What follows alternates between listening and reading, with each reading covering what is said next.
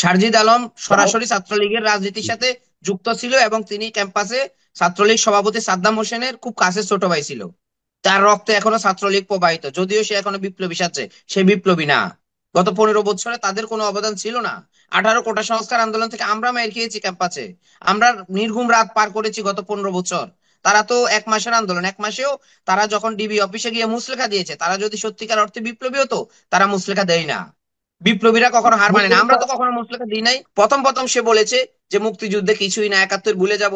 তারপরে জামাত ইসলামের সাথে সুর মিলিয়ে কথা বলেছে। ইতিমধ্যে আবার নাহিদ হাসান কথা বলা শুরু করেছে যে জামাতকে মানুষ ভোট দিবে না। আরে ভাই, রাজনীতি থেকে পল্টিবাজি চলে? এরশাদ আজকে ধ্বংস হয়েছে শুধু তার মুখের কথার কারণে। সকালে এক কথা বলতো, বিকেলে এক কথা। আর ধরেন জাতির সাথে প্রতারণা, আমি যদি এক কথায় বলি, এক বাক্যে বলি, কারণ মাহফুজ আলমকে 5 তারিখের আগে কারা চিনতো? আপনি একটু জনমত যাচাই করুন যে এই মাহফুজ আলমটা কে। শুনেন, পান্না ভাই, আপনাকে একটা কথা বলি। যুদ্ধের সময় আপনি পালিয়ে গিয়ে বলবেন যে আমি বিপ্লবী, এটা হয় না। যুদ্ধের সময় আপনাকে মাঠে থাকতে হয়। এটা আমরা রাজপথে সবাই তো যারা মাঠে ছিলাম, থাকে না, না না, বুদ্ধিজীব আমি বলি, আমরা জনসমস্যা যারা অনেকে রাজপথে করতে হয়। ছিলাম আমরা বুঝেছি। রাত জেগে টকশো করেছি, দিনে আন্দোলন করেছি, রাতে নির্ঘুম রাত পাড়ে দিয়েছি। সেই দুঃসময় যারা কথা বলতো না, লুকিয়ে, এখন এই সমন্বয়করা যারা দাবি করছে সমন্বয়ক, তারা লুকিয়ে ফেসবুকে স্ট্যাটাস দিত। আর আমি page the people open talk show করেছি। এক দফার ঘোষণা সর্বপ্রথম আমি দিয়েছি যখন ওই 6 সমন্বয়ক এই আন্দোলন ইস্তফা দিয়েছে। তো এগুলো তো আমরা ভুলে যাব না। ধরেন জাতি যদি ভুলে যায় ভুলে যাবে, কিন্তু আমরা যারা রাজনীতি করি, আমরা আমাদের অবদানকে আমরা আমাদের মতো করে দেখি। আবার যেটা আমাদের না, আমরা সেটাকে ওন করি না। তো এই যে একটা বিভ্রান্তির সৃষ্টি হয়েছে 1 মাসে, যারা অতি বিপ্লবী সেজেছে আজকে, তাদের জন্য বাংলাদেশের সমস্যার, সকল সমস্যার সমাধান তাদেরকে দিতে হবে।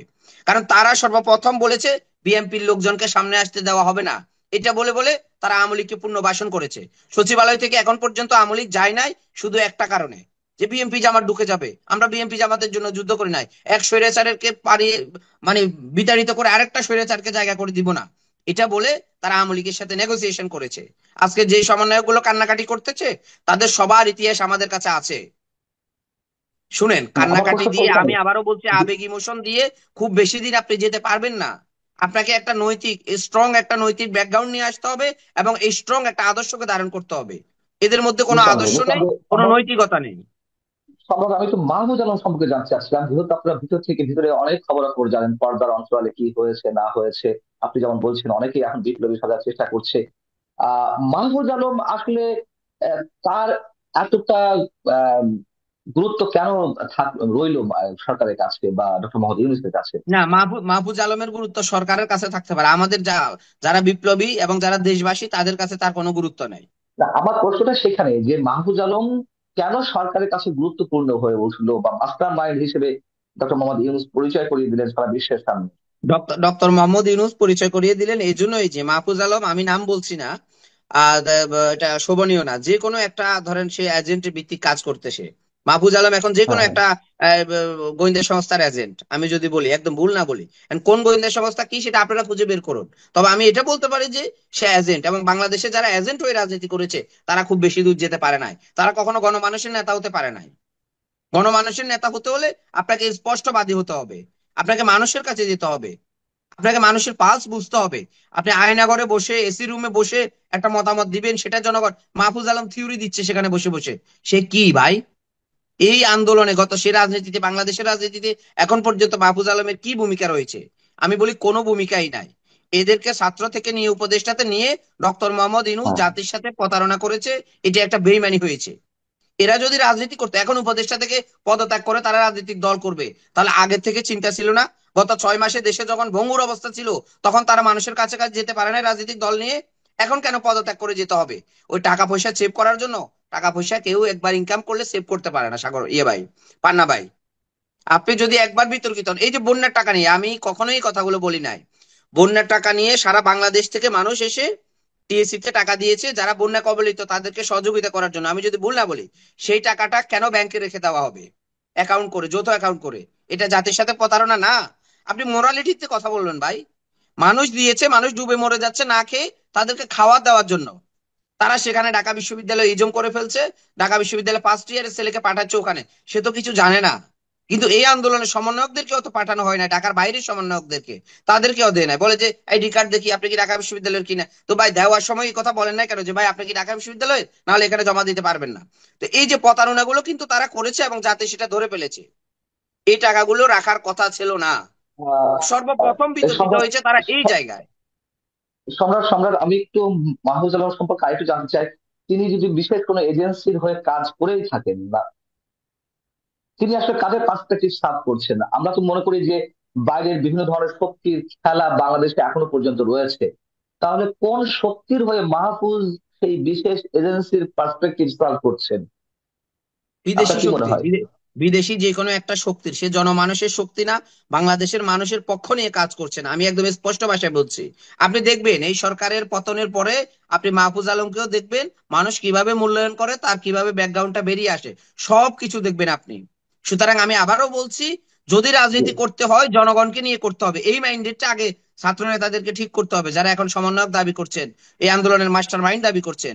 আন্দোলনটা হয়েছে তো জনমানুষকে দিয়ে, যে জনমানুষকে নিয়েই আপনারা আন্দোলনটা করুন, রাজনীতিটা করুন। আপনারা আরেকটা জায়গার এজেন্ট হয়ে নিজেকে খুব বড় হিরো ভাববেন, এ দেশের মানুষ এটা পছন্দ করে না। মানুষের পালসটা বুঝে মানুষকে নিয়ে রাজনীতি করতে হবে। অন্য দেশের এজেন্ডা সার্ভ করলে আপনি ওই ধরেন ডক্টর কামাল হোসেনের মতোই থেকে যাবেন সারা জীবন, এক নেতা এক দল। তবে আপনি কি বলতে চাইছেন যে 188 জন কেন্দ্রীয় সমন্বয়ক ছিলেন, আপনি তো নিশ্চয়ই তার মধ্যে একজন, তাই না? না, একশো আমি আটাশি তো জন কখনোই কেন্দ্রীয় সমন্বয়ক ছিল না ভাই। আন্দোলনের সময় আচ্ছা। তারা তাদের মতো করে একটা লিস্ট প্রকাশ করে দিয়েছে, আশেপাশে যারা পাইছে বন্ধু বান্ধব হুম, লিস্ট, হুম, এটা এটা কোনো আন্দোলনের সমন্বয়কের লিস্ট হয় নাই, আমি যদি ভুল না বলি। 58 জন হয়েছে, 58 জনের পরে তারা যতগুলো লিস্ট প্রকাশ করেছে যারা আন্দোলনের সাথে সম্পৃক্ত ছিল, হুম, তাদের হুম। একজনকে সেই লিস্টে তারা রাখে নাই। তো লিস্ট তো বড় আপনি কিছু তো না। সে আপনি তো সেই 58 জনের একজন নাকি? আমি তো বলি যে আমি 58 জনের একজন না, আমি আমি ধরেন প্রথম সারি যদি 5 জন ধরেন, 5 জনের একজন। আসিফ নাহিদ না হাসরাত আপনি সার্জিস, আপনি তারপরেই আমি। না, আমি এমনি ফর্মালি জিজ্ঞেস করছি, মানে ফর্মালি যে 58 জনের নাম তালিকাভুক্ত ছিল, তার মধ্যে তো অবশ্যই ছিলেন। না না, আমার নাম কখনো তারা তালিকাভুক্ত রাখে নাই। কারণটা কি? কারণটা এই যে বললাম না, যে কারণটা হচ্ছে তারা তো তাদের মতো করে লিস্ট প্রকাশ করেছে, তারা তো শুরু থেকেই একটা কর্নারে মানে ইয়ে করেছে। আমরা যারা লিবারেল আন্দোলন করেছি তাদের কাউকে তারা ওই লিস্টে রাখে নাই। তো তারা আন্দোলনের সময় আবার এই কথাও বল নাই, যখন আমি নিজে স্বেচ্ছায় সমন্বয়ক হয়ে যখন টকশো করছি, যখন এক দফার ঘোষণা দিচ্ছি, তখন বলে না যে ইসমাইল ভাই আমাদের কেউ না। হ্যাঁ, যার যে যেখানে আন্দোলন করছে, ধরেন রাজশাহীতে একজন সমন্বয়ক হয়ে পুরো রাজশাহী নেতৃত্ব দিয়েছে 5 তারিখ হুম, পর্যন্ত, হুম। 5 তারিখের পরে বলছে যে উনি সমন্বয়ক না। তো এটা তো ভাই আমি কি সমন্বয়ক, কি সমন্বয়ক না, আর সমন্বয়ক তো আমি পরিচয় দিই না। এটা ক্লাস ধরেন ইন্টারের একটা ছেলে নিজেকে যদি সমন্বয়ক পরিচয় দেয়, তো সেই পরিচয় আমি কেন দিব একজন সিনিয়র রাজনীতিবিদ হয়ে? তো এটা হয় না। আমরা বলবো আমরা আন্দোলনের সময় আমরা রাজনীতি করি, আমাদের দায়িত্ব ছিল, আমরা দায়িত্ব নিয়ে আমরা সমন্বয়ক হয়ে এক দফার ঘোষণা দিয়েছি, কেন্দ্রীয় সমন্বয়ক হয়ে।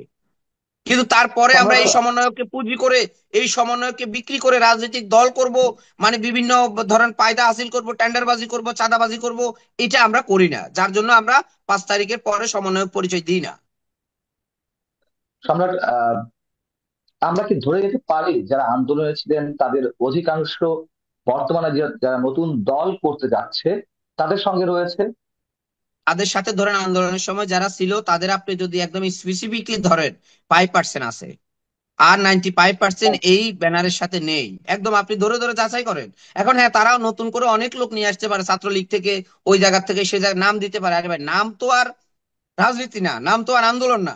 আন্দোলনের সময় যারা ছিল তাদের 95% নেই। তারা কমিটিটা প্রকাশ করার পরে আপনি জরিপ করবেন যে তাদের সাথে নেই কেন, সেটাও খুঁজে বের করবেন। যে আন্দোলনটা একসাথে করেছেন, এখন আপনারা 5% সব সুযোগ সুবিধা নিচ্ছেন, বাকি 95% কেন আপনাদের সাথে নাই? তো তারা তো অন্য দলও আচ্ছা, করে না। আমি আমি আমি সেই জায়গা থেকে প্রশ্ন করি, 95% আন্দোলনকারী তারা যদি একসাথে থাকে, আর 5% যারা এখন সামনের সারিতে, কিংবা সামনের সারি বললে হয়তো ভুল হতে পারে, লাইন লাইটে আছেন, কেন তাদেরকে এইভাবে সবকিছু, যদি আপনার কথা অনুযায়ী বলি, সবকিছু তাদের দখলে নিতে দেওয়ার সুযোগ দেওয়া হলো? ভাই, সবকিছু সুযোগ দেওয়া হয়েছে তো সরকার থেকে। সরকার থেকে বিভিন্ন আচ্ছা। মন্ত্রণালয়ে গিয়ে যারা 5%-এর সাথে আছে, তারা গিয়ে বলছে যে হ্যাঁ। এখানে আমরা 2 জন ছাড়া বাংলাদেশের কোনো সমন্বয়ক আসবে না, আসলে আমাদেরকে ফোন দিবেন, এখান থেকে আমাদেরকে 5% দিবেন।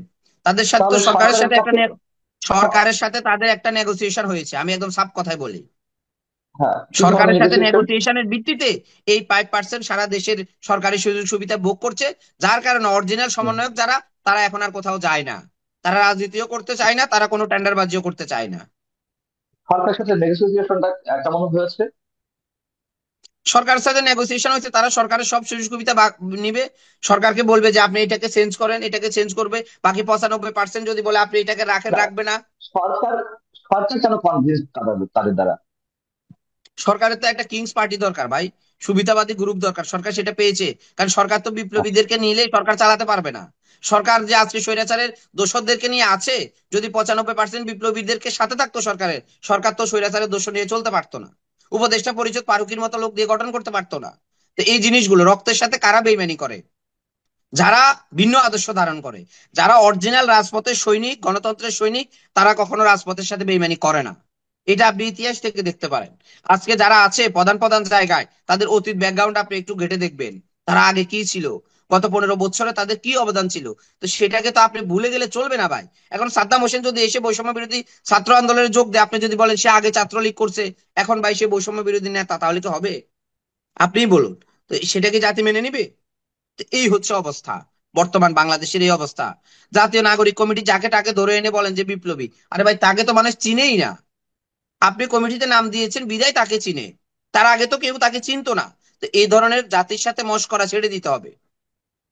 মানে জাতীয় নাগরিক কমিটি যাকেই ঢুকাচ্ছে সেই বিপ্লবী হয়ে যাচ্ছে, বৈষম্য বিরোধী আন্দোলনে যারই নাম দিচ্ছে সেই বিপ্লবী। তো এই সব ধরনের দাপ্পাবাজি আমি মনে করি জাতির সাথে করা উচিত হচ্ছে না। আপনারা প্রকাশ করা উচিত ছিল যে আচ্ছা, এরা আমাদের দলে নতুন করে যোগ দিচ্ছে, নতুনটা নতুন যারা আন্দোলনকারী আন্দোলনকারী। যাদের বিরুদ্ধে চাঁদাবাজির অভিযোগ রয়েছে ছাত্র সমন্বয়কদের মধ্যে, নানান ধরনের দুর্নীতি বলি কিংবা টেন্ডারবাজি বলি, যে অভিযোগগুলো রয়েছে তার কি কোনো আহ প্রমাণ সাপেক্ষ কিছু কোনো তথ্য আছে আপনাদের কাছে? একদম একদম 100% সবকিছু ধরে ধরে প্রমাণ আসবে এই সরকারের পতনের পরে। একটু রাজনীতিতে ভাই ওয়েট অ্যান্ড সি বলে একটা কথা আছে, অপেক্ষা করতে হবে, দেখতে হবে। রাজনীতি হচ্ছে একটা লম্বা রেস। আপনি ধরেন একটা ট্রেন কমলাপুর থেকে ছেড়েছে, বৈষম্য বিরোধী ট্রেন, এটাকে আপনি যদি এয়ারপোর্ট গিয়ে যদি বলেন যে সব প্রমাণ দিয়ে দাও, এটা তো চট্টগ্রাম পর্যন্ত যাওয়া লাগবে, রাজশাহী পর্যন্ত যাওয়া লাগবে। তো সেই অপেক্ষা তো করতে হবে।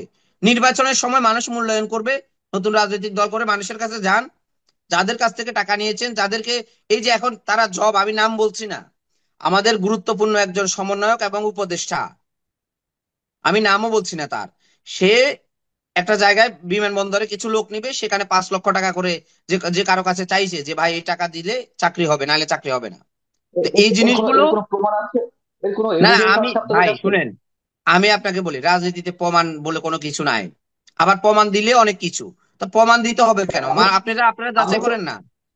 আমরা তো রাজনীতির কথা আপনাদেরকে বলছি আমি না আপাতত। আপনাদেরকে আমি আমরা আপনাদেরকে আমি যাচাই করার খোরাকটা দিয়েছি, আপনারা যাচাই করে দেখুন আমি যে কথাগুলো বলছি না, সেটা ভুল কিনা।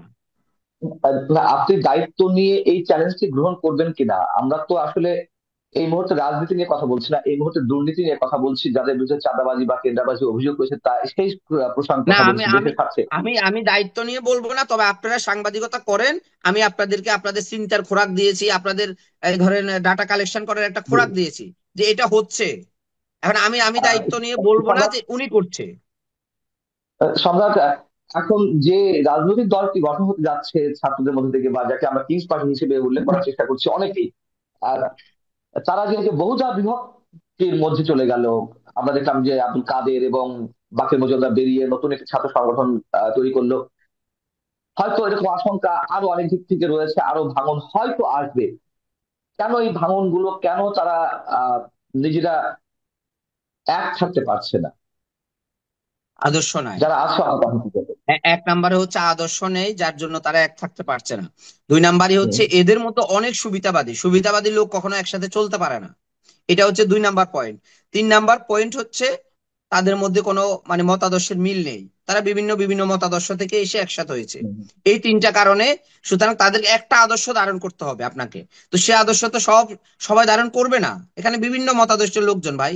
তা আপনি একটা আদর্শ ঠিক করে আপনাকে রাজনৈতিক দল করতে হবে। তো সে আদর্শ ঠিক না করে জুলাই আগস্টকে বিক্রি করে যদি রাজনৈতিক দল করেন, সেটা দেখবেন 2 দিন পরে ভেঙে যাবে, সেই দলের কোনো কিছুই হবে না, জাতি কোনো সম্রাট, কিছু পাবে না। সম্রাট, আমার শেষ প্রশ্ন, এই আন্দোলন সম্পর্কে এমন কিছু বলবেন পজিটিভ কিংবা নেগেটিভ, মানে এখন যারা নেতৃত্ব আছে, রাজনৈতিক দল গঠন করতে চাচ্ছে, যা এখনো পর্যন্ত আনটোল্ড স্টোরি মনে হয় আমাদের কাছে, জাতি যদি জানা দরকার, তেমন কোনো কিছু আপনি বলবেন কিনা? তেমন কোনো কিছু আমি শুধু এটাই বলবো, দেখুন, এই নতুন রাজনৈতিক দলটা যখন হবে তখন পরিকল্পিত ভাবে কিছু ধরেন কিছু কিছু আমলা সেখানে এই দলে আর ঢুকবে পরিকল্পিত ভাবে, যে কারো এজেন্ট হয়ে এই দলে ঢুকবে, এটা আমি আপনাকে ইঙ্গিতটা দিয়ে দিলাম। সাবেক সেনা কর্মকর্তা হতে পারে, সাবেক সচিব হতে পারে, সাবেক ধরেন আপনার এই এই পুলিশের এসপি হতে পারে, আইজিপি হতে পারে। তারা বিভিন্ন এজেন্ট হয়ে এই নতুন দলে ঢুকবে আর জাতির কাছে ভালো শাস্তি চাইবে, কিন্তু তারা জাতিকে ভালো বাংলাদেশ কিছু দেবেন। বাংলাদেশ মানুষ যে আশঙ্কাটি করছে, মানে একাত্তরকে মুছে ফেলার একটা চক্রান্ত চলছে, আপনি সেটির সঙ্গে একমত কিনা? আমি শেষ প্রশ্ন এটা আমি শেষ করবো। না ভাই, একাত্তরকে মুছে ফেললে তো বাংলাদেশই মুছে যাবে। তো স্বাধীনতা যুদ্ধ যদি অস্বীকার করেন তাহলে তো বাংলাদেশ থাকবে না। 24-এ কি বাংলাদেশ স্বাধীন হয়েছে? স্বাধীন হয়েছে 71 সালে। তো সেই মাহফুজ তো প্রথম প্রথম বয়ান দিয়েছে একাত্তরকে ভুলে যাব, ইদানিং আবার বলা শুরু করছে না, একাত্তর আমাদের মহান স্বাধীনতা যুদ্ধ, আমরা সেটাকে ভুলতে পারবো না।